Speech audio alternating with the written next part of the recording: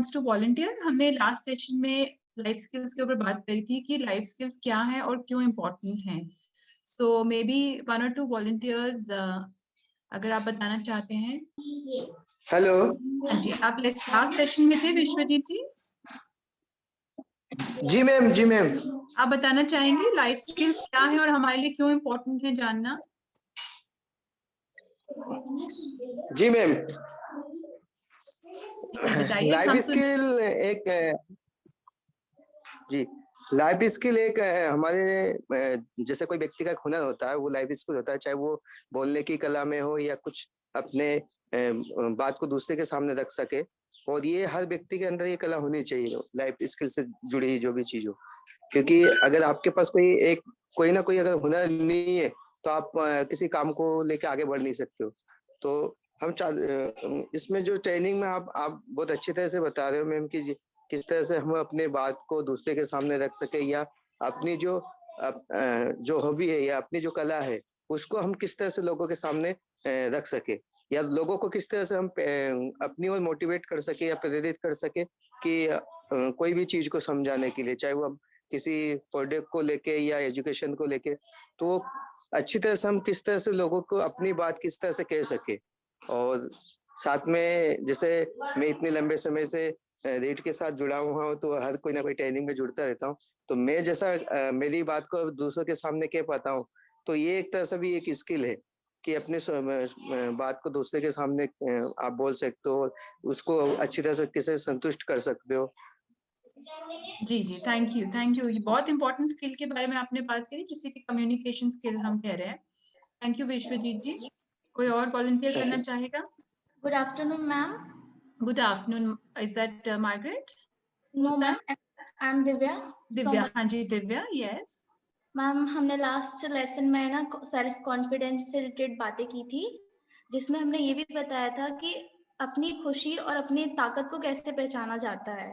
हम लोग सोचते हैं दूसरा क्या सोचेगा, शायद मैं ये गलत कर रहा हूँ, लेकिन हमें अंदर से संतुष्टि मिलनी चाहिए कि हम क्या कर रहे हैं. बिल्कुल बिल्कुल. पहले अपने आप से ये प्यार होना चाहिए कि हाँ, मैं मुझ में कोई शक्ति है, कोई ना कोई एक कला है, कोई ना कोई एक शक्ति है मुझ में, और मैं किसी से कम नहीं हूँ. बस वो शक्तियों को किस तरह से और निखार सकते हैं, उसको लाइफ स्किल्स कहते हैं. चाहे वो जी. बात करने की कला हो, चाहे वो कॉन्फिडेंस बिल्डिंग हो, चाहे वो लीडरशिप स्किल हो जो गीता मैम सेशंस दे रहे हैं, चाहे किसी भी तरह की सॉफ्ट स्किल हो, नेगोशिएशन स्किल्स बोलते हैं, कॉन्फ्लिक्ट मैनेजमेंट बोलते हैं, इंटरपर्सनल स्किल्स बोलते हैं.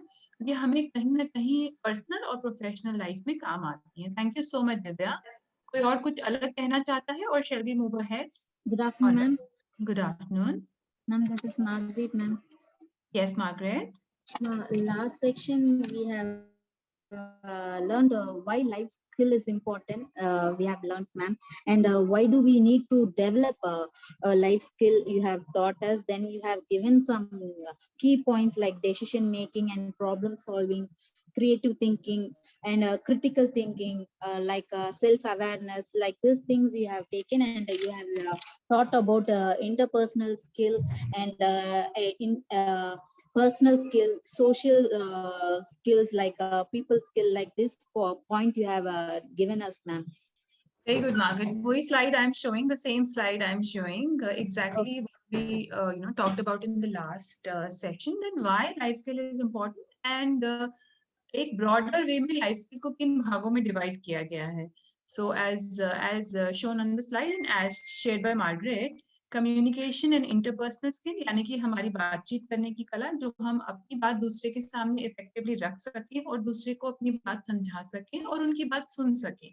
कम्युनिकेशन में दोनों चीजें आती हैं और ये दोनों ही चीजें बहुत बहुत इंपॉर्टेंट होती हैं एक इंसान को आगे बढ़ने के लिए लाइफ में, चाहे वो प्रोफेशनल हो चाहे वो पर्सनल हो. दूसरा है डिसीजन मेकिंग या प्रॉब्लम सॉल्विंग. हम जहां पे भी होंगे, ऐसा कहीं भी ऐसा नहीं होगा जहाँ पे कोई प्रॉब्लम नहीं आएगी.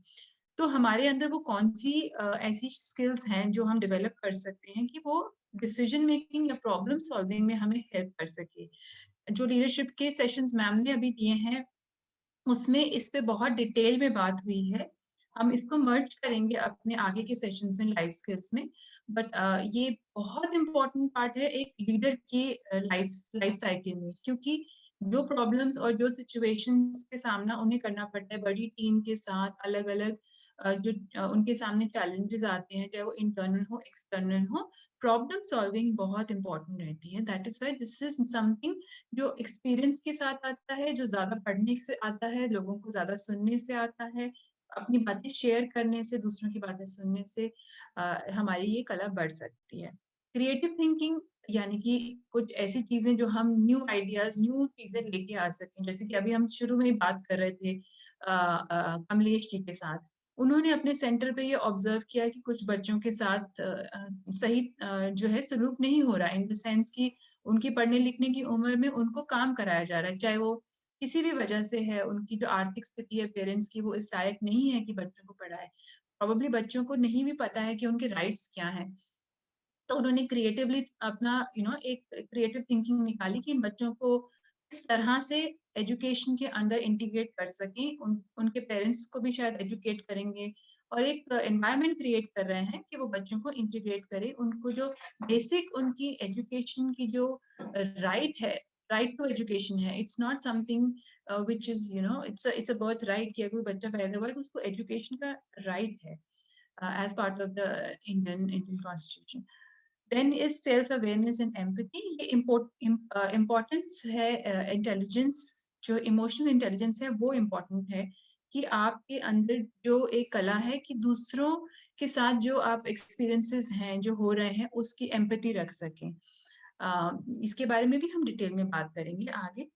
असर्टिवनेस एंड रेजिलियंस, ये भी हमारी लाइफ स्किल्स के पार्ट हैं। आज का जो सेशन है वो हमारे फर्स्ट टॉपिक पे फोकस्ड है, communication skill and interpersonal skill. बहुत ही शॉर्ट में हमने इस पे फोकस किया था लास्ट सेशन में, बट क्योंकि ये one of the most important skill है जिसको हम बड़ी आसानी से एक्वायर कर सकते हैं, चाहे वो रिटन है चाहे ओरल है, बट इसके लिए मेहनत बहुत करनी पड़ती है, किताबें बहुत पढ़नी पड़ती हैं, लोगों को सुनना पड़ता है, अपने आप की अपनी आवाज सुननी पड़ती है, क्योंकि जैसे हम खुद बोल रहे हैं, जब हम खुद नहीं बात करेंगे, बोलेंगे नहीं, तो वो हिचकिचाहट जो है हमारे अंदर हमेशा रहेगी। तो कम्युनिकेशन स्किल जो है वो हम बोल के करते हैं, लिखित में करते हैं, हम प्रेजेंटेशन कहीं भी कर रहे हैं, आज जो हम प्रेजेंट कर रहे हैं ना तो ये लिखित है ना तो ये ओरल है, ये मिक्स्ड है, हाइब्रिड है, यानी कि प्रेजेंटेशन मोड में है। इसमें मेरे विचार लिखित में भी हैं और मेरे विचार मैं आपसे शेयर भी कर रही हूँ और आपके विचार सुन भी रही हूँ। तो ये एक प्रेजेंटेशन फॉर्म में हम कम्युनिकेट कर रहे हैं।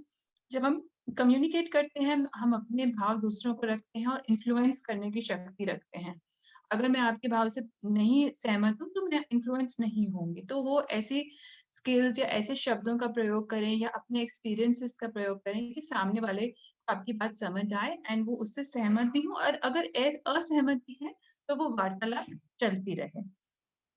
कम्युनिकेशन स्किल नेगोशिएशन में बहुत काम आती है। कभी-कभी आपने देखा होगा कि एक घर में होते हैं जो बार्गेन बहुत अच्छा कर सकते हैं। लाइक मेरे को अगर बार्गेन करने को बोला जाए तो शायद मैं नहीं कर पाऊँ। लेकिन मेरी मदर इन लॉ जो बार्गेन करती है वो बहुत ही बढ़िया करती है।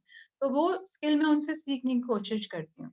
सिमिलरली अगर आप एक बिज़नेस एनवायरनमेंट में जाते हैं तो नेगोशिएशन स्किल्स, कम्युनिकेशन स्किल का बहुत इम्पोर्टेंट पार्ट रहता है।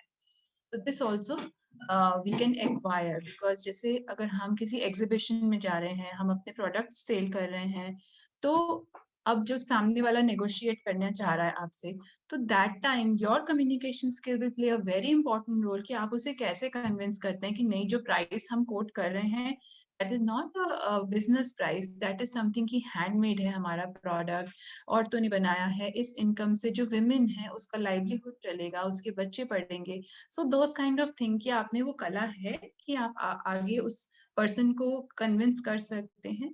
सो इसलिए भी ये कम्युनिकेशन स्किल सीखना हमारे लिए बहुत ज़रूरी है। अगर कोई बच्चा इंटरव्यू के लिए जा रहा है, कोई ऐसी जगह पे है जहाँ पे उसको मार्केटिंग का जॉब मिला है, वहाँ पे भी नेगोशिएशन स्किल्स आएंगी मार्केटिंग जॉब के लिए, या अपनी सैलरी के लिए आपको नेगोशिएट करना है। बहुत जगह पे हमें ही कम्युनिकेशन की ज़रूरत रहती है जहाँ पे हमें नेगोशिएशन स्किल्स आनी चाहिए। कॉन्फ्लिक्ट मैनेजमेंट, जब हम अपनी बात को अच्छे से नहीं रख पाते हैं या दूसरे की बात नहीं सुन पाते हैं तो कॉन्फ्लिक्ट अराइज होता है। तो उस कॉन्फ्लिक्ट की सिचुएशन में हम चिल्लाना शुरू कर देते हैं, गुस्सा आना शुरू हो जाता है हमको, हम अपना जो असर्टिवनेस है उसे भूल जाते हैं, तो बात कहीं और चली जाती है और वो एक हीटेड एनवायरनमेंट हो जाता है। जो अच्छे कम्युनिकेटर होते हैं वो अपनी वर्ड्स को, अपने नॉन वर्बल वर्बल एक्शंस को इतने अच्छे से कंट्रोल कर सकते हैं, मैनेज करते हैं कि कॉन्फ्लिक्टिंग सिचुएशन में भी उनकी आवाज ऊंची शायद नहीं जाएगी, उनके वर्ड्स जो हैं वो अब शब्दों में नहीं बदलेंगे। तो ये भी एक कला है जो हम एक्वायर कर सकते हैं। अगेन, ज्यादातर पर्सनल रिलेशनशिप्स में या अगर आप लीडरशिप रोल में आते हैं तो ये बहुत इंपॉर्टेंट रहेगी। अगर आपके साथ टीम है, 10 लोगों के साथ काम कर रहे हैं, हर किसी के अलग अलग विचार होंगे, तो कॉन्फ्लिक्ट मैनेजमेंट में कम्युनिकेशन स्किल्स बहुत इंपॉर्टेंट रोल प्ले करती है। कम्युनिकेशन स्किल्स में बहुत इंपॉर्टेंट जो एक कंपोनेंट है वो है लैंग्वेज का। आप चाहे हिंदी भाषा, अंग्रेजी भाषा, मराठी भाषा, तमिल, तेलुगु, किसी भी भाषा का उपयोग करें, बट अगर आपकी कम्युनिकेशन स्किल अच्छी नहीं है तो सिर्फ आप अपनी बात अच्छे से उसको रख नहीं पाएंगे सामने वाले की तरफ। कम्युनिकेशन स्किल्स जो है वो इसलिए इम्पोर्टेंट है, हमने अभी बात करी कि जब हम बिजनेस से रिलेटेड कोई काम करते हैं तो हमें वर्बल स्किल्स भी आनी चाहिए, रिटन स्किल्स भी आनी चाहिए। अगर हमें अपने कोई लेटर लिखना है, किसी को बताना है अपने प्रोडक्ट के बारे में, या एक जॉब के लिए अप्लाई करना है, कभी कभी क्या होता है हमारे पास आता है please find and close my CV। तो एक तरीका होता है अपना रिज्यूमे भेजने का भी। तो जो बच्चे हम ट्रेन कर रहे हैं, जिनको हम ट्रेनिंग दे रहे हैं, चाहे वो कंप्यूटर की है, ब्यूटी की है, अगर उन्होंने कहीं अप्लाई करना है तो एक प्रॉपर वे आना चाहिए अपनी बात को सामने वाले के सामने रखने की, मैं क्यों इस जॉब के लिए अप्लाई कर रही हूँ, मेरे अंदर क्या कला है जो मैं दूसरों से अलग अपने आप को दिखा सकती हूँ इस जॉब के लिए। अगर हमें अपना प्रोडक्ट किसी को बेचना है तो भी उसको लिखना आना चाहिए कि हाँ ये हमारा प्रोडक्ट है, ये हमारे सेंटर पे बनता है, ये महिलाएं बनाती हैं, इस प्रोडक्ट को बेच के महिलाएं जो इनकम अर्न करती हैं उनसे उनका घर कैसे चलता है, खूबसूरत से पिक्चर लगा सकते हैं। तो बिजनेस राइटिंग में ये रिटन कम्युनिकेशन बहुत इंपॉर्टेंट रहती है। हमने नेगोशिएशन स्किल्स के बारे में अभी बात करी है, कितनी इंपॉर्टेंट रहती, इसका क्या इंपॉर्टेंस है। प्रेजेंटेशन स्किल्स, हम कहीं भी जाते हैं, हमें अपने आप को प्रेजेंट करना है, अपने प्रोडक्ट्स को प्रेजेंट करना है, अगर इंटरव्यू के लिए जा रहे हैं तो अपने बारे में बताना है। कम्युनिकेशन स्किल्स जो है टीम वर्क में बहुत इंपॉर्टेंट रहती हैं। जहां भी आप 2 लोग से ज्यादा होंगे एक टीम में, वहां पे इशू आएगा, क्योंकि वहां पे बहुत ज्यादा इंटरपर्सनल जो है प्रॉब्लम्स आनी शुरू हो जाएंगी। तो वहां पे कम्युनिकेशन स्किल्स का बहुत इंपॉर्टेंट रोल रहता है। सेलिंग स्किल्स जो है that is of course all based on communication. अब जब हम कोई अपना सामान बेचने जा रहे हैं, चाहे वो एग्जीबिशन के थ्रू है, चाहे ऑनलाइन है, आजकल तो हम ऑनलाइन प्लेटफॉर्म के थ्रू भी बेच रहे हैं, तो हमें कम्युनिकेशन स्किल्स का ध्यान रखना होता है। विन विन कॉन्वर्सेशंस हम कर सकते हैं, जो कि मैंने बात करी। कॉन्फ्लिक्टिंग सिचुएशन में अगर हम आते हैं, अगर हमारी कम्युनिकेशन स्किल अच्छी है तो हम विन विन सिचुएशन में आते हैं कि मैं भी ठीक हूँ, तुम भी ठीक हो, हमें बीच का रास्ता निकालने की कोशिश करते हैं। जरूरी नहीं है कि एक कॉन्फ्लिक्टिंग सिचुएशन में एक जन को हमें दिखाना है कि नहीं तुम ठीक नहीं हो और मैं ठीक हूँ। तो ये भी एक आर्ट है कम्युनिकेशन स्किल्स का। क्रॉस कल्चरल स्किल्स, अभी हम देखते हैं कि हमारे सेंटर्स में अलग अलग माइग्रेटरी वर्कर्स भी हैं, उनके भी बच्चे आ रहे हैं, दूर से आ रहे हैं। तो क्रॉस कल्चरल स्किल में कुछ चीजों का हमें ध्यान रखना पड़ता है। शायद एक भाषा में कुछ वर्ड्स जो हैं वो चलता है, लेकिन किसी और भाषा में वही सेम वर्ड्स हो सकता है नहीं चलता, या किसी और कल्चर में वो वर्ड्स की इंपॉर्टेंस नहीं हो। तो उस चीज का भी ध्यान रखना है जब हम कम्युनिकेट कर रहे हैं। हम अपनी कम्युनिकेशन स्किल्स से दूसरों को इन्फ्लुएंस कर सकते हैं। जिस तरह से हम उनको पॉलिश करें अपनी कम्युनिकेशन स्किल्स को, we can influence the other person. तो मुझे ये बताना था इस स्लाइड के थ्रू कि क्यों इम्पोर्टेंट है, क्या इम्पोर्टेंस है कम्युनिकेशन स्किल्स की, क्यों इतनी किताबें लिखी गई हैं। लास्ट प्रेजेंटेशन में मैंने 4 या 5 किताबें रिकमेंड करी थी जो मैंने खुद पढ़ी हुई हैं। उनमें से 3 किताबें मैंने खुद पढ़ी हुई हैं, और मैं अपने अपने बच्चे को भी बताती हूँ कि अगर आपको अपने वर्बल कम्युनिकेशन को इम्प्रूव करना है तो ये किताबों को आप पढ़ सकते हो। इसमें छोटी-छोटी टिप्स दी हुई हैं जो बहुत हेल्प करती हैं आपको अपने वर्बल कम्युनिकेशन को इम्प्रूव करने के लिए, क्योंकि ज़्यादातर हम कम्युनिकेट आज के टाइम में वर्बली ही कर रहे हैं। अब कम्युनिकेशन स्किल को इफेक्टिवली अगर हमें करना है तो इसके लिए कुछ टिप्स हैं जो हम जिसके बारे में बात करेंगे। आई वुड रिक्वेस्ट अगर हम इसको एक इंटरैक्टिव सेशन बना सकें, because this will help you also think कि आप में ऐसा कौन सा एक फैक्टर है जो बहुत अच्छा है और उसको आप और एनहांस कर सकते हैं। कम्युनिकेशन में पहले तो अपने जो थॉट्स हैं, जो आप कम्युनिकेट करना चाह रहे हैं, उसे एक बहुत क्लैरिटी के साथ सोचिए और उसे क्लियरली कम्युनिकेट करिए। फॉर एग्जाम्पल आज ये जो प्रेजेंटेशन होनी थी, ये मैंने 4-5 जो अलग-अलग बुक्स हैं या वेबसाइट हैं, उनको रेफर किया और बहुत कॉम्प्लिकेटेड वर्ड्स थे, बहुत बिज़नेस कम्युनिकेशन बहुत बड़ी-बड़ी किताबें लिखी गई हैं। उनको छोटे मतलब बहुत ही सिंपल वर्ड्स में लिखना था, क्योंकि हम ये शुरुआती तौर पे आपसे बातचीत कर रहे हैं। बिज़नेस कम्युनिकेशन पूरा एक क्या कहते हैं, एक सेमेस्टर हमें पढ़ाया जाता था और एक प्रॉपर उसका एग्ज़ाम होता था, तो you can understand it's a 6-7 month long semester. एक 6 महीने का सेमेस्टर होता है, उसमें बिज़नेस कम्युनिकेशन पढ़ाया जाता है। उसकी अलग-अलग कैटेगरीज़ होती हैं और एक अलग लेवल पे उसको लेके जाते हैं। तो उस चीज़ को यहाँ छोटे में लाने के लिए, क्लियरली कम्युनिकेट करने के लिए एक थॉट प्रोसेस चाहिए था। हमें पॉइंट पे रहना है। अब जैसे मैं बात कर रहे हैं, तो हम एक पॉइंट से दूसरे पॉइंट को कैसे जोड़ते हैं, वो एक थॉट प्रोसेस पूरा क्लियर होना चाहिए जब भी आप किसी दूसरे के साथ कम्युनिकेट कर रहे हैं। आप अपने लिसनर्स को कैसे एंगेज कर सकते हैं? आप उनसे क्वेश्चंस पूछ सकते हैं। आप अगर आपको उनका नाम पता है, तो आप बीच-बीच में उनका नाम बोल सकते हैं। अगर आप 2 लोग या 3 लोग बात कर रहे हैं, इससे क्या है कि जो सुनने वाला है, उसका ध्यान आपकी तरफ आकर्षित हो जाता है। जैसे अगर मैं अभी बोलूँ कि अकबर आपको मेरा पॉइंट समझ में आया, तो आई एम श्योर कि अकबर का दिमाग एकदम से गया होगा कि हाँ, मेरा नाम दिया गया है, तो ज़रूर मुझे इस कम्युनिकेशन में एक्टिव रोल प्ले करना है। अगर मैं बोलूँ उज़ैर आपने मेरा पॉइंट समझा, तो उज़ैर का ध्यान एकदम से मेरी तरफ गया होगा। अगर वो कुछ और कर भी रहा होगा या उसका थॉट कहीं और चल भी रहा होगा, तो उसने अपने आप मेरी तरफ देखा होगा कि मेरे बारे में क्या बात हो रही है। तो ये छोटी-छोटी टिप्स हैं, जब आप किसी से कम्युनिकेट कर रहे हैं और आपको लग रहा है उनका ध्यान आपकी तरफ से थोड़ा हट रहा है, तो आप किस तरीके से उनको अपनी कम्युनिकेशन में वापस लेके आ सकते हैं। You can encourage feedback. आप फीडबैक एनकरेज कर सकते हैं कि आप बताइए इस पॉइंट पे आपका क्या सोचना है। अच्छा आप बताएं, मुझे ऐसा लगता है कि हमारा जो प्रोडक्ट है हैंडमेड है, बहुत अच्छा है, आपको क्या लगता है इस बारे में। तो आप अपना फीडबैक एनकरेज कर सकते हैं।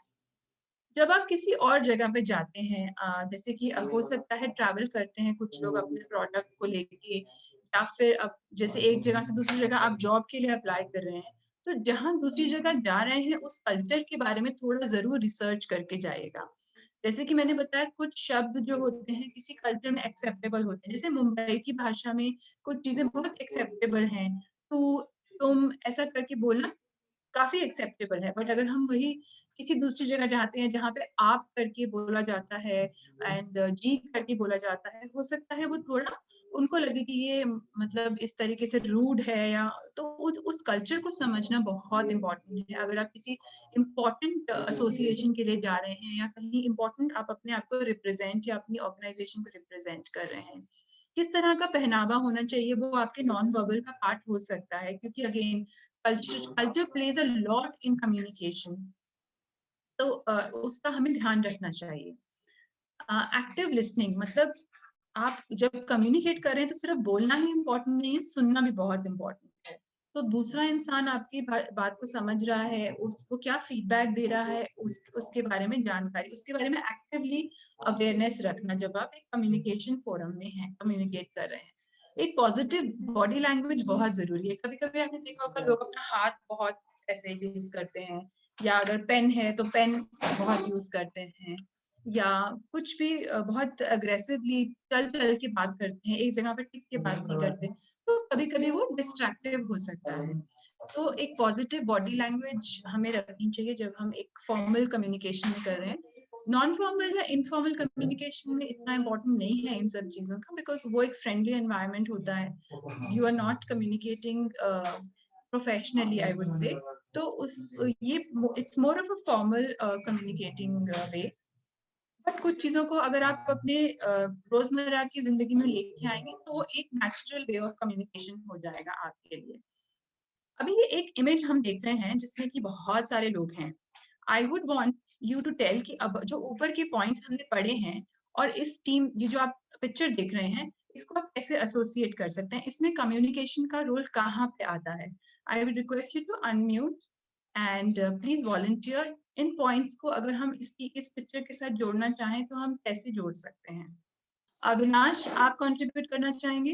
ओके मैम, हमने अभी जो आप इफेक्टिव कम्युनिकेशन कैसे करना चाहिए, हम जनरली फील्ड पे रहते हैं, लोगों से बात करते हैं और हमारे प्रोग्राम के रिलेटेड लोगों को इंफॉर्मेशन देते हैं कि हम अगर हम प्रोडक्ट बेच रहे हैं या सेंटर पे कुछ प्रोडक्ट हम बना रहे हैं और वो बेच रहे हैं लोकल मार्केट में या ऑनलाइन में, तो हम वो भी बता सकते हैं कि हम लोकल मार्केट में हम प्रोडक्ट कैसे बेचते हैं, उसकी भी हम ट्रेनिंग ले सकते हैं। या आपको अगर ऑनलाइन में प्रोडक्ट बेचना है तो अमेजोन पे हम कैसे बेच सकते हैं, हम उसकी भी ट्रेनिंग ले सकते हैं। ये हमारे लिए एडवांटेज है हमारे सेंटर्स को आगे बढ़ाने के लिए कि हम हमारे सेंटर्स में जो जो हो रहा है प्रोसेसिंग में जो जो है, और हम जो भी बेनिफिट्स हमारे सेंटर की तरफ से लोगों को दे रहे हैं, उस सारे के सारे हम हमारे जो गांव के लोग हैं, जो हमारे पार्टिसिपेंट हैं, जो हमसे मिलने आते हैं, हमारे सेंटर के बारे में इंक्वायरी करते हैं, उन तक हम हमारी पूरी इंफॉर्मेशन दे सकें।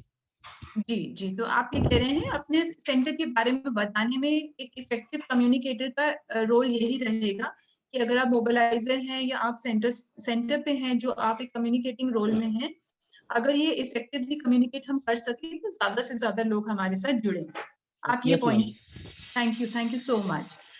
और कोई कुछ ऐड करना चाहेगा? Hello ma'am. हाँ जी, माय नेम सिद्धार्थ कुमार, मैं red India techno city Madras से बोल रहा हूँ। जी जी, नमस्कार। तो मैं पूछना चाहता हूँ कि रीड जो एक्टिव लिसनिंग है इसे दोबारा से बता सकते हो? हाँ जी, एक्टिव लिसनिंग मतलब जैसे कि मैं बात कर रही थी और आप सुन रहे थे, तो क्या आप एक्टिवली सुन रहे थे? अगर आप एक्टिवली नहीं सुन रहे होते तो शायद आपको ये समझ नहीं आता कि ये पॉइंट आपसे मिस हो गया। तो एक्टिव लिसनिंग में एक तो हुआ कि आप जब किसी की बात सुन रहे हैं, तो आप ध्यान से सुन रहे हैं, माइंडफुली सुन रहे हैं, मतलब आपका जो ध्यान है वो उसी लिसनर की तरफ है। और active listening as a speaker, मुझे ये सुनना है कि आपको मेरी बात समझ में आई कि नहीं आई। अभी अविनाश ने जो पॉइंट बोला, उसको मैंने अपनी प्रेजेंटेशन में कैसे एंगेज किया, वो एक्टिव लिसनिंग का पार्ट है। तो जब हम कम्युनिकेट करते हैं तो जरूरी नहीं है जो बात हम बोल रहे हैं वो ही बहुत इंपॉर्टेंट है, जो बात हम सुन रहे हैं वो भी बहुत इंपॉर्टेंट है। तो एज ए गुड कम्युनिकेटर आपको अपनी कम्युनिटी की बात सुननी भी तो है ना। अगर आप कोई प्रोडक्ट बेच रहे हैं तो आपको अपने कस्टमर की बात सुननी भी तो है ना। अगर आपके पास 100 कस्टमर आए हैं और वो एक ही पॉइंट को बार बार बोल रहे हैं कि आपके प्रोडक्ट में ये जो है प्राइस बहुत महंगा है, तो कहीं ना कहीं आपको ये सुनना है उनकी बात कि हाँ हो सकता है अगर 100 में से 50 लोग कह रहे हैं कि मेरा प्राइस बहुत महंगा है, तो हो सकता है I need to go back and check my price. तो एक्टिव लिसनिंग मतलब आप फीडबैक ले रहे हैं और फीडबैक को आप एनकरेज करके अपनी कम्युनिकेशन में लेके आ रहे हैं। Thank you. Anybody else? Hello ma'am, नमस्ते नमस्ते जी। दयाराम वाराणसी। जी, दयाम जी। जी मैम, जैसे आपने बताया था एंगेज और लिसनर का, तो उसका मैं बोलना चाहूँगा। जैसे भी छोटे बच्चों की क्लास होती है या बड़े बच्चों की क्लास होती है, तो जब भी हम कुछ टीच कर रहे हैं या उनको पढ़ा रहे हैं, तो कुछ बच्चे ऐसे होते हैं उनका ध्यान कहीं और रहता है, मतलब वो दूसरों को परेशान करने में या अपना जो ध्यान है वो और कहीं लगा देते हैं। तो बिल्कुल आपने सही बिल्कुल। बोला था, जैसे उनका नाम लें या उनसे हम उनके बारे में पूछें, तो वो हमारी जो बात है या जो हम टीच कर रहे हैं वो उसको अच्छी तरह समझ सकते हैं। बिल्कुल बिल्कुल, और ये बच्चों के साथ ही नहीं, अगर आप जैसे 5 लोगों के ग्रुप में अगर बात कर रहे हैं और जैसे ही आप अपना नाम सुनते हैं, अगर कोई आपका नाम बोलता है तो आपका ध्यान एकदम से आकर्षित हो जाता है कि ये क्या कहना चाह रहा है, मेरा नाम क्यों आया इस सब चीज। ये कुछ टिप्स होती हैं, अगर आप वो किताबें पढ़ेंगे जो मैंने रिकमेंड करी थी, तो ये टिप्स होती हैं। एक एक्टिव जो स्पीकर होता है वो किस तरीके से अपने जो लिसनर्स हैं उनका ध्यान अपनी तरफ आकर्षित करते हैं। सीमा बात कर रही हूँ मैम। जी जी, नमस्कार सीमा जी। नमस्कार स्मिता जी। अभी जो जैसे टिप्स ऑफ इफेक्टिव कम्युनिकेशन के बारे में हम बात कर रहे हैं, तो इसमें एक बारी बहुत टाइम पहले गीता मैम ने आपने एक बताया था हम लोगों को, एलिवेटर पिच के बारे में बताया था। ठीक है जी। एलिवेटर पिच में भी मतलब we have to stay on the point, and उसमें फटाफट से हमें शुरू के 30 सेकंड्स में ही अपने बारे में, अपनी जो हम बोलना चाह रहे हैं उसके बारे में हमें फटाफट से बताना होगा। जी तो वो भी कम्युनिकेशन इफेक्टिव कम्युनिकेशन का एक पार्ट होगा। बिल्कुल बिल्कुल, एलिवेटर पिच बहुत तो इसमें जो आप हाँ जी जी जी, thank you Seema ji. Elevator pitch एक बहुत ही प्रोफेशनल टर्मिनोलॉजी है। एलिवेटर पिच होता है कि 30 सेकंड्स में या 1 मिनट में आप कैसे अपनी बात सामने वाले की तरफ रख सकते हैं। अगर हम बेसिक कम्युनिकेशन अपनी सुधार लें तो एलिवेटर पिच जो है वो बहुत आसान हो जाती है हमारे लिए।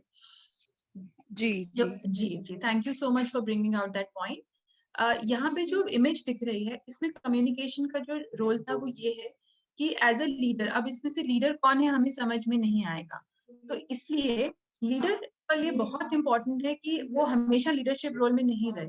अगर दूसरा इंसान वो रोल लेना चाहता है तो इफेक्टिव कम्युनिकेशन का ये पार्ट होता है कि टीम वर्क में the communication has to flow somehow. जरूरी नहीं है कि एक जन के इशारे के लिए ही हम अटके रहें। तो आप ये इस पिक्चर में भी देख सकते हैं कि इसमें एक लीडर नहीं है, इसमें क्या है कि टीम वर्क में काम हो रहा है। किस तरीके से वो इशारों से अपने दूसरी टीम मेंबर को बता रहे होंगे कि अब इसको ज्वाइन करना है इस सर्कल में, क्योंकि अगर एक भी जन मिस हो जाता है तो शायद जो फॉर्मेशन वो बनाना चाह रहे हैं वो फॉर्मेशन सही से नहीं बनेगा। और अगर मिस हो भी जाता है तो वो किस तरह से कम्युनिकेट करें, आप ये सोचिए कि कितना इफेक्टिव कम्युनिकेशन होगा इन लोगों का आपस में, नॉन वर्बल कम्युनिकेशन, क्योंकि इस वक्त तो कम्युनिकेट वर्बली नहीं कर सकते हैं। तो एज अ टीम जब आप काम कर रहे होते हैं तो communication has to flow so that सारे लोग एक साथ मिलके काम करें। तो दैट यू नो एक लीडर को या एक टीम को दूसरी टीम से अलग करता है, and that is the effective communication with in the team. या एज एन इंडिविजुअल आप कितना अच्छा इफेक्टिवली कम्युनिकेट कर पा रहे हैं। okay. अब वर्बल कम्युनिकेशन अगर अगर हमें इम्प्रूव करना है, बातचीत करने का तरीका, तो इसके 7 C's मैंने देखे हैं। ये कोई एक एग्जॉस्टिव लिस्ट नहीं है, बहुत सारी टर्म्स ऐसी हैं जो अगर आप किताबों में पढ़ेंगे या आप ऑनलाइन सर्च करेंगे तो बहुत सारी ऐसी चीजें हैं जो आपको इफेक्टिव कम्युनिकेशन स्टाइल बिल्ड करने में हेल्प कर सकती हैं। बट जो मुझे लगा कि हमारी कम्युनिटीज और हमारे टीम के से रिलेटेड हैं, तो ये 7 C's ऑफ कम्युनिकेशन स्टाइल हैं। अगर आप इनमें से 4 या 5 C's पे भी काम कर लेते हैं तो आई वुड फील कि आपका कम्युनिकेशन बहुत बेहतर हो सकता है। हम सभी इस पे काम कर रहे हैं। इस प्रेजेंटेशन को बनाने के लिए मैंने इनमें से कम 4 या 5 C's पे काम किया है कि कंसाइज कैसे रह सकते हैं, क्लियर कैसे रह सकते हैं। सो जब हम वर्बल कम्युनिकेशन कर रहे हैं, बहुत इंपॉर्टेंट है कि व्हाट यू से एंड हाउ यू से, आप क्या कह रहे हैं और कैसे कह रहे हैं, वर्बल कम्युनिकेशन में बहुत जरूरी है। बिकॉज आपने जो कह दिया उसको आप अनडू नहीं कर सकते हैं। रिटन में क्या है, आपने टाइप किया, आपको पसंद नहीं आया तो आपने उसको इरेज कर दिया। अगर आप लेटर भी लिख रहे हैं तो आपने लेटर लिखी, उसको दोबारा पढ़ा, आपको पसंद नहीं आया तो आपने उसे फाड़ के दूसरा लेटर लिखना शुरू कर दिया। लेकिन वर्बल कम्युनिकेशन में जब आप बोल चुके हैं तो अब आप आगे उसको चेंज, आप उसके लिए नहीं नहीं मैं ये नहीं कहना चाहता था या मैं ये नहीं कहना चाहती थी कह सकते हैं, या मेरा कहने का मतलब ये था, मेरा कहने का मतलब वो था, बट आप उसको एक्सप्लेन कर सकते हैं बट अनडू नहीं कर सकते। That is why in verbal communication what you say and how you say is very important. So choose your words very carefully, especially in a business environment या formal environment में अगर हम हैं तो हम, और especially अगर हम अपने senior से बात कर रहे हैं या अपने team member से बात कर रहे हैं तो हमें इस verbal communication में बहुत ध्यान रखना होगा इन सब चीजों का। और मैंने पहले भी बताया कि ये एग्जॉस्टिव लिस्ट नहीं है, बहुत सारी चीजें इसमें और ऐड हो सकती हैं। कुछ चीजें जो है वो हम यहाँ पे आज उसके बारे में जानते हैं। Just a second. पहला है कंसाइज, बी शॉर्ट। आप अपनी बात को बहुत लंबा च्युइंगम की जैसे खींचने का जरूरत नहीं है। अगर आप कुछ कहना चाहते हैं तो उसको आप कंसाइज वे में कैसे कह सकते हैं उसकी प्रैक्टिस करिए। जो अभी मैम ने बताया, सीमा मैम ने, एलिवेटर पिच में conciseness plays the most important part, कि 30 सेकंड में आपका ध्यान आकर्षित होना चाहिए, नहीं तो आपका जो कम्युनिकेशन है वो इफेक्टिव नहीं है आपके कस्टमर के लिए या जो आपका पोटेंशियल बायर है। या अगर कोई आप इंटरव्यू के लिए जा रहे हैं तो अपने बारे में आप लंबी लंबी कहानी, मैं तो जी ये करता हूँ, वो तो मैं तो ये करता हूँ, लंबी लंबी कहानी कोई नहीं सुनता है। So be concise, be short, don't drag your point, be clear. आप क्या कहना चाह रहे हैं ये क्लियर होगा, और क्लियर तभी होगा अगर आपका थॉट प्रोसेस क्लियर है कि आप कहना क्या चाह रहे हैं। तो कंसाइज शॉर्ट में कहिए क्या कहना चाह रहे हैं, वो उसका पूरा ध्यान रखिए कि कहना कम्युनिकेट क्या करना चाह रहे हैं। कंटेंट, अगर आपके पास समय है, आपको पता है किसी एक टॉपिक पे आपको बात करनी है, again we can take the example, आप कोई ट्रेनिंग दे रहे हैं, आप कोई किसी एग्जीबिशन में अपना प्रोडक्ट को बेच रहे हैं, आप किसी इंटरव्यू के लिए जा रहे हैं, तो आप पहले से उस चीज के बारे में कंटेंट पे रिसर्च करिए ताकि कीवर्ड्स आपको पता हो, इससे कम्युनिकेट करने जा रहे हैं उसके कल्चर के बारे में आपको पहले से पता हो, अगर किसी इंटरव्यू के लिए जा रहे हैं तो उस कंपनी के बारे में आपको पहले से नॉलेज हो, ताकि यू टॉक पॉजिटिवली एंड कुछ ऐसे वर्ड्स का आप अगेन यूज करिए कि जो आपका लिसनर है उसका ध्यान आपकी तरफ आकर्षित हो। तो जो कंटेंट है, क्या कहना, व्हाट यू से, कंटेंट, वो बहुत इंपॉर्टेंट है in verbal communication. Connect with your listener, engage them, बात वहीं पे आती है किस तरह से हम उन्हें एंगेज कर सकते हैं। आप उनसे पूछिए, अगर हम किसी एग्जीबिशन में हैं और कोई आता है तो आप उनसे पूछ लीजिए आपको कैसा लगा हमारा प्रोडक्ट। अच्छा आप खरीद नहीं रहे कोई बात नहीं, लेकिन आप ये बताइए कि इसमें हम और क्या चेंजेस कर सकते हैं। आप उसको एंगेज करिए कि वो आपको फीडबैक दे और आपकी कॉन्वर्सेशन में इम्पोर्टेंस उसको फील करवाइए। अभी जो हम प्रेजेंटेशन कर रहे हैं उसमें आप लोगों को मैं इनकरेज कर रही हूँ कि आप फीडबैक दीजिए, आप कम्युनिकेट करिए कि आपको कुछ समझ आया है, आपके अपने थॉट्स क्या हैं। इससे क्या है, एक एंगेजमेंट होती है, कनेक्ट होता है। कोई एक चीज तो आप समझ के जाएंगे, एक चीज मैं आपसे समझ के जाऊंगी। जैसे कि जब हम शुरुआत में बात कर रहे थे तो ये जो कमलेश जी से बात हुई ये मेरे साथ रहेगी कि किस तरीके से उन्होंने क्रिएटिवली बच्चों को एंगेज किया अपने सेंटर पे। सीमा जी ने कहा एलिवेटर पिच, ये हमारे साथ रहेगी। तो ऐसे ही अपने लिसनर्स को आप एंगेज कर सकते हैं। B consistent with your thoughts, आप जब एक बात शुरू करते हैं तो उस पे कंसिस्टेंट रहिए, उससे आपकी कम्युनिकेशन इफेक्टिव होती है। अगर आपको लगता भी आप गलत जा रहे हैं तो आप कह सकते हैं कि हाँ शायद मैं ये सोच रहा था लेकिन शायद इस तरीके से नहीं होगा। आप जो कह रहे हैं वो ठीक है, बट आप पहले एक बात कहिए फिर दूसरी बात कहिए, तो इस तरीके से जो आपके कहने की इफेक्टिवनेस है वो खत्म हो जाती है। सुनने वाले को लगता है आप ऐसे ही कह रहे हैं, आपके थॉट्स क्लियर नहीं है। So be consistent with your thoughts, be creative. आप अपने लिसनर्स को एंगेज करने के लिए स्टोरीज सुना सकते हैं। आप अपनी कोई जो आपकी निजी जिंदगी में कुछ हुआ है उसे एंगेज कर सकते हैं। ये कम्युनिकेशन स्टाइल है। अब आप इसमें से कौन सा स्टाइल अपनाना चाहते हैं, इनमें से कौन से सीज पे काम करना चाहते हैं, ये आप पे डिपेंड करता है। बी कर्टियस, मतलब कर्टियस मतलब दूसरे वाले को जो है एक रिस्पेक्ट दीजिए, अपनी बॉडी लैंग्वेज में ऐसे रिस्पेक्ट रखिए कि सामने वाले को लगे हाँ ये एक रिस्पेक्टफुल कम्युनिकेशन हो गई है। हाथ ऐसे ऐसे हिलाएं, या कोई भी डिसरिस्पेक्टफुल चीज, ऐसे उंगली दिखाना, कई लोगों को आदत होती है ऐसे ऐसे ऐसे करके बात करते हैं। तो इस तरीके की जो नॉन वर्बल चीजें हैं वर्बल कम्युनिकेशन में, उन पे कंट्रोल करना बहुत इंपॉर्टेंट है। कुछ लोग आई कांटेक्ट बिल्कुल नहीं करते हैं, ऐसे करके बात करते हैं, ऐसे करके। अगर मैं पूरा प्रेजेंटेशन ऐसे करके करूंगी तो फिर आपको कैसा लगेगा कि ये मतलब ये इफेक्टिव कम्युनिकेशन का पार्ट नहीं है। कोई इंटरव्यू के लिए हम लोग जाते हैं तो हम ऐसे हाथ को ऐसे ऐसे कर रहे हैं और ऐसे ऐसे पैरों को, कभी कभी लोग होता है ना ऐसे पैरों को हिलाते रहते हैं बैठे बैठे बैठे बैठे, तो सामने वाला डिस्ट्रैक्ट होता है और उन्हें लगता है कि आपकी कम्युनिकेशन जो है वो इफेक्टिव नहीं है। तो जब आप एक फॉर्मल कम्युनिकेशन में हैं, आपको अपनी बॉडी के ऊपर किस तरह से आप एंगेज कर रहे हैं अपने लिसनर्स को, उस पे बहुत काम करना पड़ता है।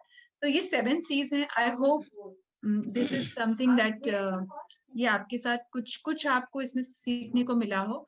किसी का कोई फीडबैक है, कोई कुछ कहना चाहता है तो we can give 2 minutes। Ma'am जैसे आपने अभी बताया ना कि अपना बॉडी लैंग्वेज ठीक रखो, हाथ पैर ऐसे ऐसे हिला के लोग बात करते हैं इंटरव्यू के दौरान। मेरे 2 भतीजे गए थे रिलायंस ऑफिस में इंटरव्यू के लिए और उन दोनों को रिजेक्ट कर दिया गया। और मैंने इतना हाई उनको जो है मैंने इतना मतलब काफी अप्रोच के साथ भेजा था और उनका 100% फाइनल था कि उनकी जो है जॉब का बिल्कुल फाइनल हो जाएगा। हाँ, फील्ड वर्क में थे दोनों के दोनों और जी दोनों रिजेक्ट हो गए जस्ट बिकॉज उनका बॉडी लैंग्वेज बहुत खराब था। जी बिल्कुल जी रिलैक्स होके ऐसे ड्रैग करके चेयर पे बैठे थे और एक उसमें से घुटना हिला हिला के बात कर रहा था और दूसरा अपनी फिंगर्स ऐसे जैसे ऐसे फिंगर्स कट कट करके ना वो ऐसे बात हाँ कर रहा था हाँ एग्जैक्टली। हाँ तो हाँ और बात करते करते ना चटकाते हैं उंगलियां जैसे। तो उन दोनों का मेरे पास पूरा मेल आया फीडबैक का कि देखिए दोनों रिजेक्ट हो गए और बड़ी अप्रोच के साथ गए थे उसके बाद। ये आपने बहुत ब्यूटीफुल पॉइंट बोला है कि और ये होता है, मेरे सामने देखा आपने। रिलायंस ऑफिस, जियो का ऑफिस था, हम केटरिंग का काम हम करते थे। जी तो उनके जो ऑफिसर थे वो बहुत अच्छे से हमें जानते थे, बोले आप भेजो हम लगवा देंगे, हमें जरूरत है बच्चों की। जी जी लेकिन दोनों रिजेक्ट हो गए इसी वजह से, सिर्फ एक छोटी सी वजह। जी। ये बहुत thank you important ma'am, part thank है you so much. Soft skill का, लाइफ स्किल का, क्योंकि इससे पता चलता है कि आप कितना अपने ऊपर काम करके आए हैं या कितना आप सीरियसली ले रहे हैं। शायद आपने रिकमेंड किया था तो बच्चों ने इतना सीरियसली नहीं लिया, तो ये एक बहुत इम्पोर्टेंट माइलस्टोन रहेगा उनकी लाइफ में, क्योंकि एक छोटी सी चीज के पीछे वो डिस्क्वालीफाई हो गए, जो कि वो कंट्रोल कर सकते थे। ऐसा कोई बहुत बड़ा पॉइंट नहीं था जिसको वो कंट्रोल नहीं कर सकते, बट शायद उनको पता ही नहीं था इस बारे में। That is why it's very important कि जो हमारे बेनिफिशियरीज हैं, जिनको हम ट्रेनिंग दे रहे हैं आगे, चाहे वो किसी स्किल के ऊपर है, चाहे कंप्यूटर ट्रेनिंग पे है, इन 7 C's में जब वो वर्बल कम्युनिकेशन पे काम कर रहे हैं, बहुत इम्पोर्टेंट है उनको इस बारे में बताना।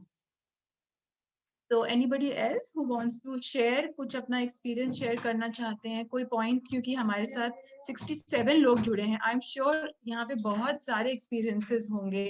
सो मैं इनकरेज करूँगी, यहाँ पे कोई भी गलत या सही एक्सपीरियंस नहीं है, हम एक दूसरे से सीख ही सकते हैं कुछ।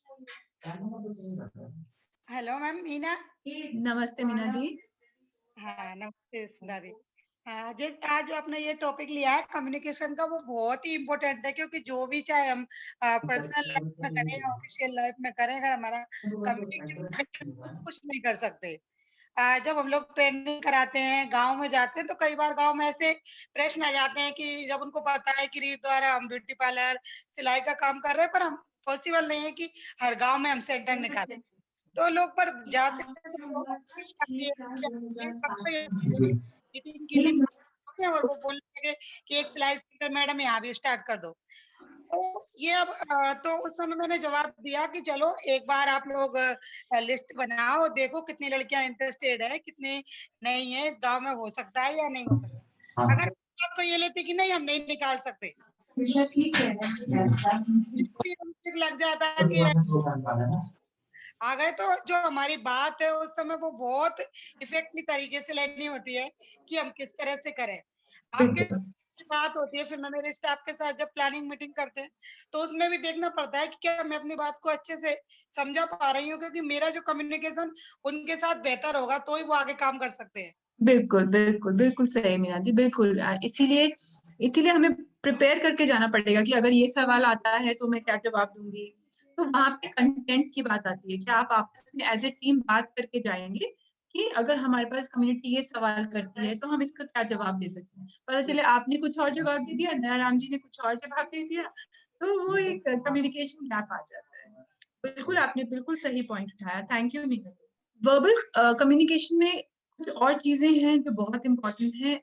इन 7 C's पे तो हम काम कर ही सकते हैं अपने ऊपर।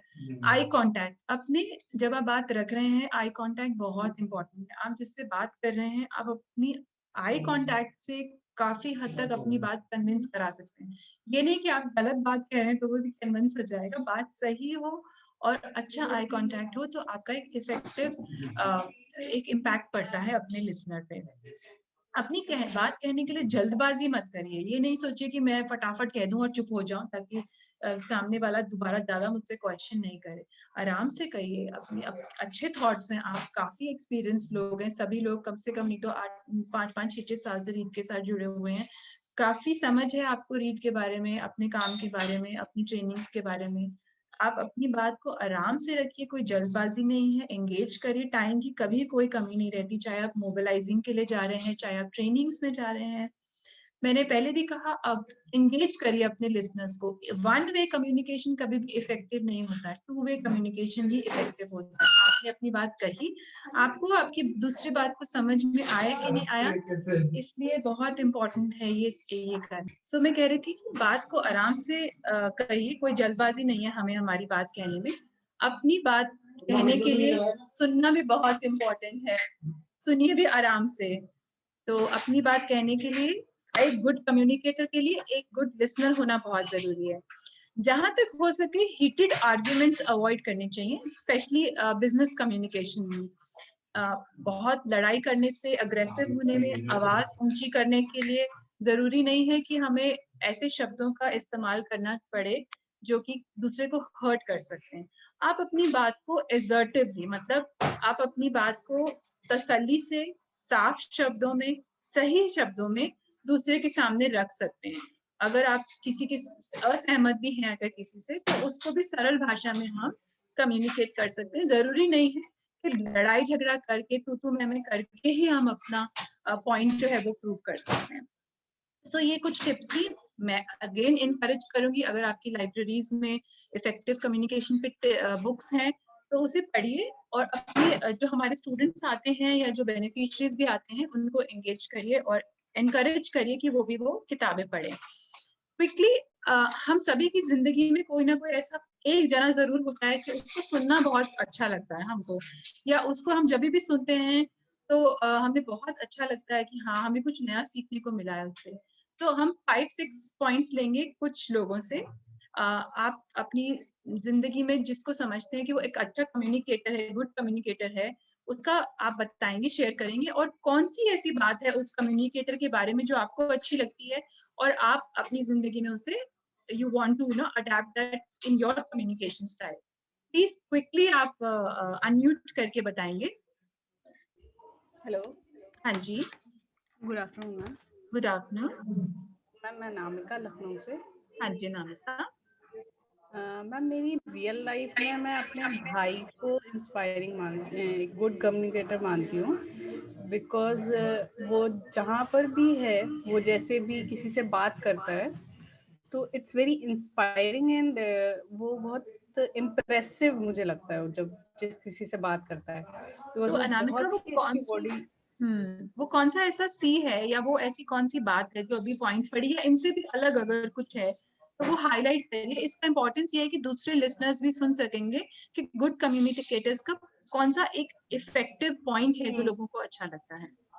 जैसे कि जैसे कोई भी जब वो बात करता है तो वो एक इमोशनल उनसे कांटेक्ट बनाता है और बहुत स्माइलिंग फेस के साथ उनके साथ डिस्कस करता है कोई भी टॉपिक को, जिससे वो उससे फ्रेंडली हो जाते हैं बहुत ही स्पीड में, और वो चीज बहुत ही इफेक्टिव रहती है बाद में उसके वर्क में। तो हम कह सकते हैं वो कर्टियस है, हमेशा कर्टियस रहता है। तो वो बहुत कनेक्ट करता है, यानी कि आपने बोला इमोशनली कनेक्ट हो जाता है, वो अपने लिसनर से कनेक्ट कर पाते हैं। तो यहाँ पे जो 2 चीज दिख रहे हैं वो बहुत अच्छे से उन्होंने काम किया है, courteous and connect. Thank you so much Anamika. कोई और अपना पॉइंट कहना चाहेगा? Good afternoon ma'am. हाँ जी डिम्पल जी बताएं। गुड आफ्टरनून मैम, मैं रियल लाइफ का ही शेयर करना चाहती हूँ आपके साथ। जी जी I inspire my dad and my husband, both of them. Good. मेरे डैड बहुत ही गुड लिसनर हैं। हम लोग इतनी प्रॉब्लम्स के साथ उनके पास जाते हैं और वो बहुत आराम से हमारी बात सुनकर हमारे को उसके बारे में कहते हैं, अभी 1 घंटे का टाइम दो और मैं आपको सोल्यूशन देता हूँ। तो मैं उनसे पूछती हूँ कि डैडी आप ये कैसे करते हो? बोलते हैं कि आप लोग एकदम हाइपर हो जाते हो, एकदम गुस्से में आ जाते हो और एकदम उसी टाइम पर जवाब चाहते हो। हर चीज का जवाब उस टाइम पर नहीं होता, थोड़ी देर वेट करना चाहिए। और सेकेंडली माय हस्बैंड, मेरे हस्बैंड कोई कितना भी नाराज है, उसको सिर्फ हाथ जोड़कर सुबह शाम किसी भी टाइम गुड मॉर्निंग का मैसेज डालेंगे या गुड मॉर्निंग कॉल करेंगे, वो आगे से मुझे जवाब में ये लिखता है कि हमारा आधा गुस्सा दूर हो जाता है, ये गुड मॉर्निंग और नमस्ते करता है, जिसके लिए मेरे को लगता है कि शायद मुझे ये अपनाना चाहिए। मैं बहुत कोशिश करती हूँ पर कई बार फेल हो जाती हूँ। तो वो अवॉइड आर्ग्यूमेंट्स करते हैं, जो लास्ट पॉइंट है अवॉइड आर्ग्यूमेंट्स। एंड आपके फादर जो है वो गुड लिसनर है। To be a good listener you have to be a good communicator, you have to be a good listener. तो वो बोलते हैं, मुझे भी बोलते हैं कि जब आप काम पर बेटा जाते हो हमेशा अपने कोलीग्स की और अपने बेनिफिट्स सबके लिए सुना करो, आप अपनी बात मत बोला करो, उनकी सुनकर फिर उन्हें प्यार से समझाओगे तो बहुत जल्दी वो आपके अपने हो जाए। Very good and he is creative also because आपने कहा कि वो समय लेते हैं, जरूरी नहीं है कि अगर अभी कुछ कहा है तो अभी उसका जवाब दें, आप समय ले सकते हैं, आप अपने थॉट्स को क्लियरली कनेक्ट कर सकते हैं और फिर बाद में कम्युनिकेट कर सकते हैं। आई think that's a very good point कि जरूरी नहीं है गुड कम्युनिकेटर को उसी वक्त एक चीज का कम्युनिकेट करना। अगर आप कुछ कम्युनिकेट करना चाहते हैं और आपको समय चाहिए तो आप अपने लिसनर को बोल सकते हैं कि मुझे 2 मिनट दीजिए, मैं थोड़ा अपना दिमाग मतलब थॉट को अपना इकट्ठा करूंगा और I will get back to you. तो I think that's a good point कि जरूरी नहीं है कि अभी आया सवाल तो अभी जवाब देना जरूरी है। Yes ma'am, yes ma'am, thank you verbal communication. Thank you ma'am. हम 2 या 3 पॉइंट्स और ले सकते हैं, हमारे पास 5-7 मिनट नमस्ते और मैम। हैं। नमस्ते जी। जी मैम, मैं कमलेश जी को मानता हूँ मैं। जी मैम, जब भी मान लो कोई भी काम होता है तो मान लो हम बोलते हैं कि ये काम नहीं हो पा रहा, तो वो उस काम को मतलब कई तरीके बता देते हैं हमें कि हाँ इनको हम इस तरीके से कर सकते हैं या इस तरह से, मतलब एक ही काम को 3 या 4 तरीके से कर सकते हैं हम। तो मुझे उनका अच्छा लगता है कि वो मतलब सोल्यूशन बता देते हैं। तो वो आपको लगता है गुड कम्युनिकेटर है क्योंकि वो जी क्रिएटिव है और शायद वो अपनी क्लियर कम्युनिकेशन से आपके जो क्वेरी होता है उसको सॉल्व करने में हेल्प कर सकते हैं। जी जी जी, थैंक यू सो मच। कोई और कुछ अलग बताना चाहता है? रियल लाइफ से आपको कौन इंस्पायर करता है एज अ गुड कम्युनिकेटर और क्यों? Good afternoon ma'am, Akbar from Rampur. मैं सोच ही रही थी कि अभी अकबर के आया नहीं है। नहीं, वो मौका नहीं मिला, और लोग बोल रहे थे तो मैंने सोचा अच्छी चलो बात बोलने है। दो। एक्चुअली मैं जो इंस्पायर्ड हूँ अपने इंग्लिश क्लास टीचर से हूँ, जो स्कूल में हमें पढ़ाया करते थे, मिस्टर इमरान जलील सर। वो एक बहुत अच्छे कम्युनिकेटर रहे हैं, क्योंकि इंग्लिश लैंग्वेज जो है उसको एक हिसाब से लोगों के लिए टफ ही है, वैसे तो बहुत इजी है लेकिन एक टफ लैंग्वेज है। और उनके अंदर जो स्किल्स थे वो एक मतलब अपने जो मैसेज होता था, जो कम्युनिकेशन प्रोसेस है उसमें जो मैसेज वो जो मतलब जो प्रोवाइड कराते थे मैसेज अपना, तो वो बिल्कुल क्लियर होता था। जो भी वो वर्ड चूज करते थे वो वर्ड्स ऐसे होते थे कि उसको बच्चा भी समझ ले और अच्छा जो एडवांस लेवल वाला है वो भी समझ ले। बिल्कुल क्लियरली वो अपनी बात को समझाते थे और उनकी बात हमेशा हमें याद रहती थी। कभी भी ऐसा नहीं होता था कि उसको रिवाइज करना पड़ रहा है या घर जाके दोबारा उसको याद करना पड़ रहा है। तो उनकी ये स्किल्स बहुत अच्छे लगे मुझे और वो मेरी लाइफ का एक इंस्पायरिंग है कि ऐसे ही होना चाहिए कि एक बार अगर आपको समझ में आ जाए तो वो हमेशा रहे। बिल्कुल बिल्कुल। तो वो क्लियर होते थे, वो कंटेंट के लिए बहुत प्रिपेयर करते थे। शायद उनको ये पता था कि उनके जो लिसनर्स हैं उनका अंडरस्टैंडिंग लेवल क्या है और वो प्रिपेयर करके आते थे उस हिसाब से। तो कंटेंट उनका बहुत अच्छा था, वो क्लियर रहते थे और वो कनेक्ट बहुत अच्छा कर पाते थे और शायद वो क्रिएटिव भी थे। एज अ ट्रेनर वो बहुत क्रिएटिव भी थे। हाँ, तो उनकी एज अ क्लास में कभी भी हमें ये नहीं लगता था कि हम बोर हो रहे हैं। बाकी क्लासेस में तो थोड़ा बहुत यॉन करते थे, लेकिन उनकी क्लास ऐसी इंटरेस्टिंग रहती थी कि हमेशा सारे ही बच्चे एक्टिव रहते थे। ये बिल्कुल सही बात है। जी ठीक है, thank you Akbar, thank you so much. तो हम लोग सना, हाँ जी सना बताएं। Good afternoon ma'am. मेरी आवाज थोड़ी खराब है इसके लिए sorry. No worries ma'am, in professional life में मेरी इंस्पिरेशन आप हैं Sudha ma'am, just because I have learned a lot from you कि मैं किस तरह हमें किससे मतलब कैसे बात करनी चाहिए जब हम कहीं पर भी प्रोफेशनली प्रेजेंट हैं, हमारा वॉल्यूम क्या होना चाहिए, हमारी बोलने की स्पीड कितनी होनी चाहिए और हमें वर्ड टू वर्ड कैसे बोलना है। मैम ये सारी चीजें मैंने आपसे बहुत अच्छे से सीखी हैं, दैट इज मैम मेरे लिए बहुत इफेक्टिव रहा है। Thank you so much for teaching. Thank you Sana. मैंने अपने फादर से सीखा है। मेरे फादर बहुत कम शब्दों में अपनी बात रख पाते हैं। अगर मैं किसी को इंस्पायर कर रही हूँ उसके लिए थैंक्स है मुझे, बट मैंने खुद अपने फादर से सीखा है कि कैसे कम शब्दों में कम आवाज पे हम अपनी बात को कह सकते हैं। थैंक यू सना। किसी और के पास अगर कोई प्रेसिंग पॉइंट नहीं है तो हम आगे मूव करते हैं, बिकॉज आई थिंक हमारे पास 8 या 10 मिनट ही बचे हैं। आप म्यूट कर सकते हैं। Thank you. हमने वर्बल कम्युनिकेशन के बारे में पढ़ा है अभी। इसके ऊपर हम अच्छे से काम कर सकते हैं, अपने 7 जो हमारे सीज हैं उस पर काम कर सकते हैं। बट कुछ चीजें हमें रिटन कम्युनिकेशन में भी सीखनी चाहिए, चाहे वो किसी भी भाषा में हो। भाषा चाहे अंग्रेजी हो, हिंदी हो, हम मराठी में कर रहे हो, तमिल, तेलुगु, उर्दू, किसी भाषा में रिटन में कम्युनिकेट कर रहे हैं, उसमें भी कुछ चीजों का ध्यान हमें रखना बहुत जरूरी है, स्पेशली अगर हम फॉर्मल एनवायरनमेंट में कम्युनिकेट कर रहे हैं। पहला पॉइंट, दूसरा पॉइंट, तीसरा पॉइंट बिल्कुल सेम है। क्लियर रहना है, कंसाइज रहना है, कर्टियस रहना है। पर जब हम रिटन कम्युनिकेशन में जाते हैं तो कर्टसी के कुछ इफेक्टिव टूल्स हैं या कुछ ऐसे कीवर्ड्स हैं जो हम याद रख सकते हैं कि हम डियर करके, श्री करके, मिस्टर या मिसेस करके एक अपने रिटन कम्युनिकेशन अगर ईमेल लिख रहे हैं तो जरूर उसका इस्तेमाल करिए। इससे क्या होता है कि जैसे ही आपकी ईमेल गई या आपने जो पत्र लिखा या लिखित में कहीं लिखा तो सामने वाले को लगता है कि हाँ आपने एक रिस्पेक्ट ऑलरेडी दे दी है सामने वाले को जिसको आप लिख रहे हैं। सो इन सब चीजों को एड्रेस करना उस पर्सन को, चाहे आपको नाम पता है चाहे नहीं पता है। अगर नाम पता है तो कोशिश करें कि पूरा नाम लिखा जाए जब आप फॉर्मली किसी को रिटन कम्युनिकेशन दे रहे हैं।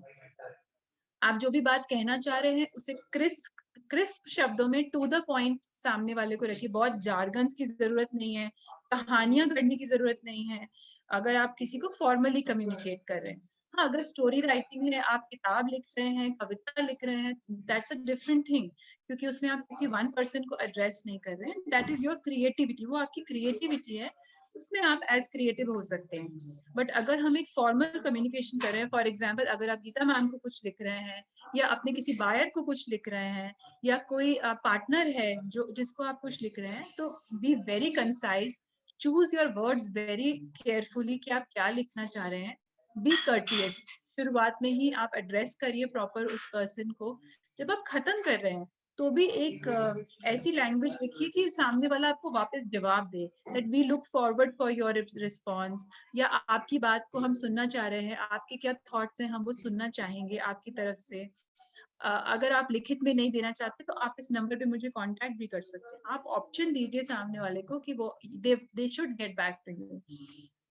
थैंक यू, प्लीज, इन शब्दों का इस्तेमाल करेंगे तो एक फॉर्मल एनवायरनमेंट क्रिएट होता है। अगर आप फॉर्मली कम्युनिकेट कर रहे हैं तो आप काफी चीजें इंक्लूड कर सकते हैं जो कि रिटन, जो 30 सेकंड एलिवेटर पिच में आप नहीं इंक्लूड कर सकते हैं वो आप रिटन कम्युनिकेशन में अच्छे से इंक्लूड कर सकते हैं। सो वहां पे रिटन कम्युनिकेशन ज्यादा इफेक्टिव आता है, जहाँ पे आप बहुत लंबी बात कहना चाहते हैं और आप चाहते हैं कि जो आप कह रहे हैं वो सामने वाले के पास काफी देर तक रहे। तो जैसे कि ये प्रेजेंटेशन मैं जब आपसे शेयर करूंगी या उज़ैर जब आपसे शेयर करेंगे, ये रिटन फॉर्मेट में आपके सामने काफी देर तक रहेगा।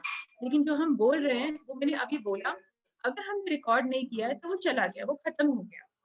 अगर आप एक्टिवली सुन नहीं रहे हैं तो शायद वो पॉइंट मिस हो जाएगा। बट रिटन कम्युनिकेशन में ये पॉइंट एक एडवांटेज है, क्योंकि जब आप मेल भेज चुके हैं या किसी को कुछ लिख चुके हैं तो वो उसके पास काफी समय तक रह सकता है and that person can go back and refer to it.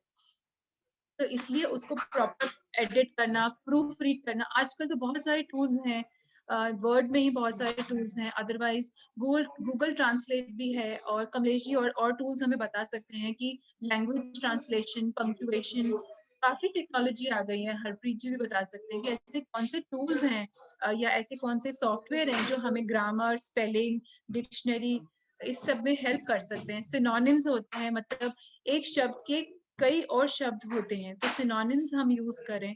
But ये तभी हो सकता है जब आप अपना एफर्ट लगाएं कि जो आप कहना चाह रहे हैं उसको आप बेहतरीन बनाना चाहते हैं।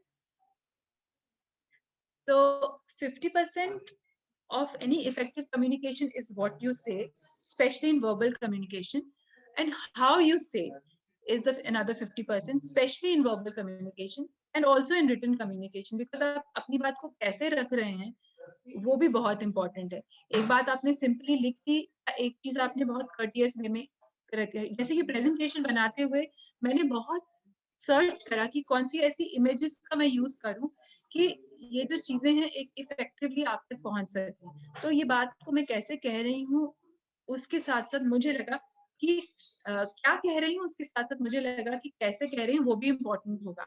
जो पॉइंट्स मुझे लगा कि ज्यादा इम्पोर्टेंट है उनको मैंने अलग कलर में हाईलाइट किया, अंडरलाइन किया, उनको मैंने बोल्ड किया। जैसे कि आप यहाँ देखेंगे तो ये अलग कलर में है और बोल्ड है, ताकि आपका ध्यान यहाँ पे आकर्षित हो। इसी तरीके से एक क्वेश्चन मुझे आपसे करना था, ये मुझे भी याद रहे कि मुझे आपसे क्वेश्चन करना है, इसको मैंने अलग कलर में लिखा। तो ऐसे बहुत सारी चीजें आप अपने कम्युनिकेशन स्टाइल में ला सकते हैं। That is what I wanted to share for today. We can close the session. अगर किसी और का कोई बहुत प्रेसिंग पॉइंट नहीं है, किसी को कुछ कहना है तो आप मुझे ईमेल कर सकते हैं, कोई प्रॉब्लम नहीं। Bye everybody. Thank you.